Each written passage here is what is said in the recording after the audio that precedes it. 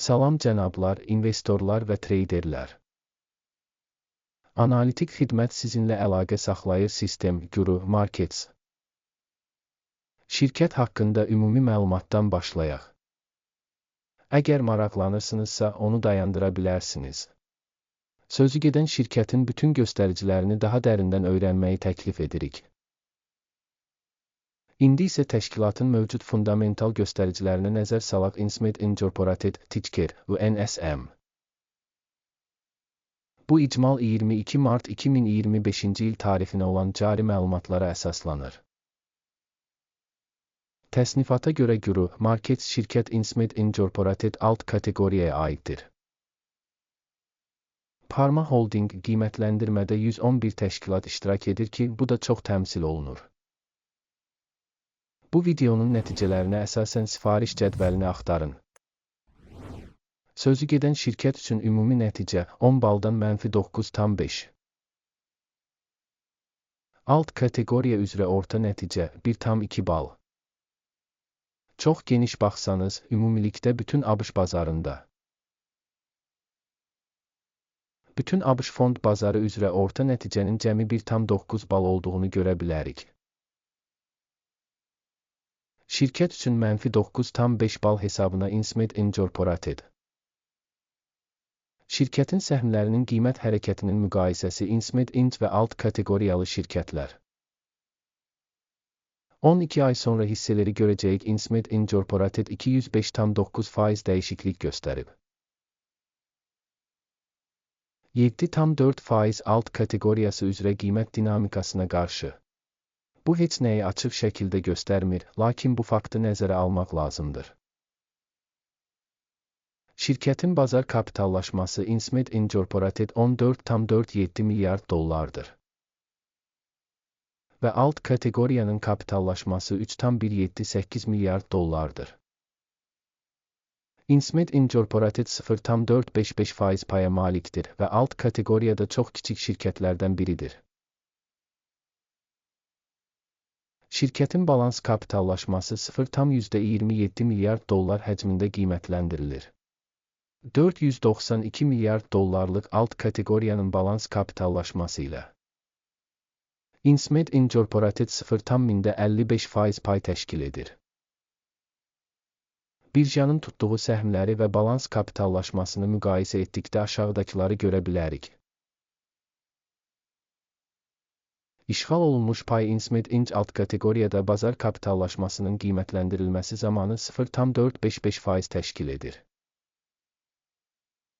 Balans dəyəri 0,55% təşkil edir. Bu, mübadilə dəyərinin payından 88% azdır.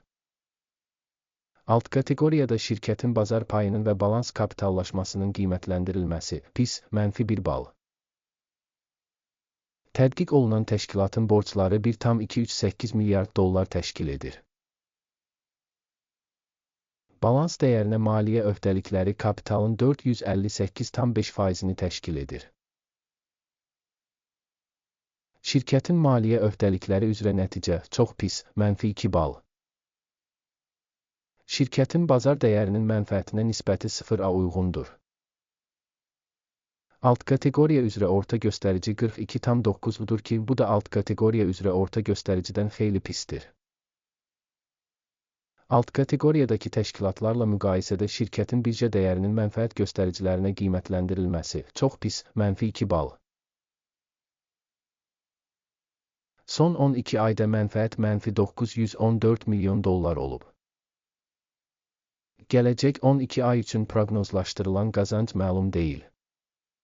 Və bu, şirkətin perspektivləri üçün mənfidir. Alt kateqoriyadakı şirkətlərlə müqayisədə proqnozlaşdırılan gələcək mənfəət göstəricilərinin qiymətləndirilməsi, pis, -1 bal. Şirkətin gəlir balansına qiyməti 39,8 idir. Alt kateqoriya üzrə orta göstərici 5 idir və alt kateqoriya üzrə orta göstəricidən 696% yüksəkdir. Alt kateqoriyadakı şirkətlərin göstəriciləri ilə müqayisədə şirkətin bazar qiymətinin gəlir göstəricilərinə qiymətləndirilməsi, pis, -1 bal. Son 12 ayda gəlir 360 milyon dollar olub.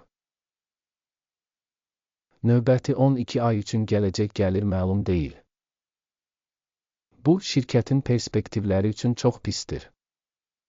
Proqnozlaşdırılan gələcək satış göstəricilərinin alt kateqoriyadakı göstəricilərlə müqayisədə qiymətləndirilməsi, pis, -1 bal. Marja -251,3% təşkil edir. Alt kateqoriyada orta göstərici 11,6%dir.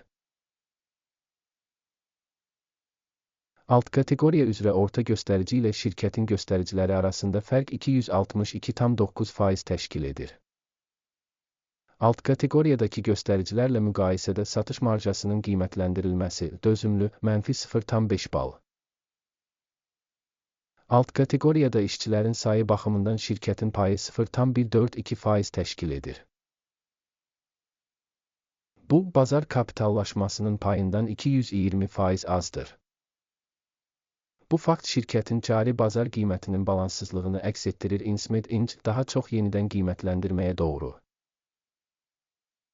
Şirkətin hər bir işçisi üçün kapitalın məbləği $11,381 dollara bərabərdir. Alt kateqoriya üçün isə $3,563 dollar. Alt kateqoriya üzrə orta göstərici ilə şirkətin göstəriciləri arasındakı fərq 219,4% təşkil edir. Alt kateqoriyadakı şirkətlərin göstəriciləri ilə müqayisədə bir işçiyə düşən bazar kapitalının həcminin qiymətləndirilməsi, dözümlü, 0 bal. Şirkətin bir işçiyə düşən mənfəəti -718,9 min dollardır. Alt kateqoriyada orta 83,1 min dollar. Və alt kateqoriya üzrə orta göstərici ilə şirkətin göstəriciləri arasında fərq 765% təşkil edir. Alt kateqoriyadakı göstəricilərlə müqayisədə şirkətin hər bir işçisi üçün mənfəətin qiymətləndirilməsi, dözümlü, -0,5 bal. Şirkətin bir işçiyə düşən gəliri 286 min dollardır.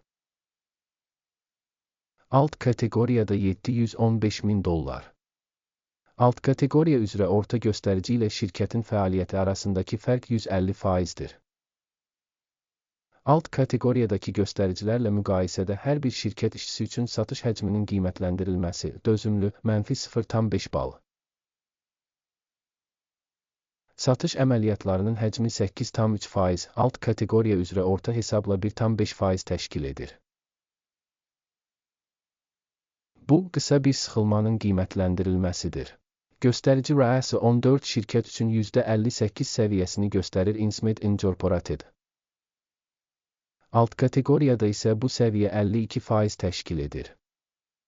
Potensial olaraq, alt kateqoriyanın səhmlərlə təxminən eynidir. Insmed Incorporated.